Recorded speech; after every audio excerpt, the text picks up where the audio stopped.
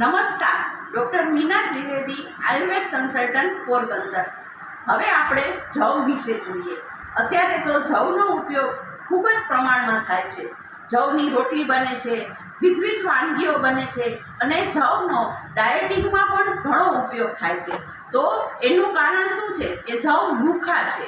જો જવ લુખા છે તેથી ખાસ કરીને ચરબી છે, કફના રોગ, દમ, ઉધરસ, શરદી વગેરેમાં પણ જવ ફાયદો કરે છે.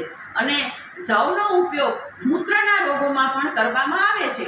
જવને ખાસ કરીને તમે જવનું પાણી છે એ મૂત્ર લેખાય છે, તો એ રીતે આપણે જવનો ઉપયોગ કરી શકીએ છીએ. અને જવ પૌષ્ટિક પણ છે, તેથી આપણે રોટલી વગેરેમાં પણ આપણે જવનો લોટ ઉમેરીને એને આપણે વધારે પૌષ્ટિક બનાવી શકીએ છીએ.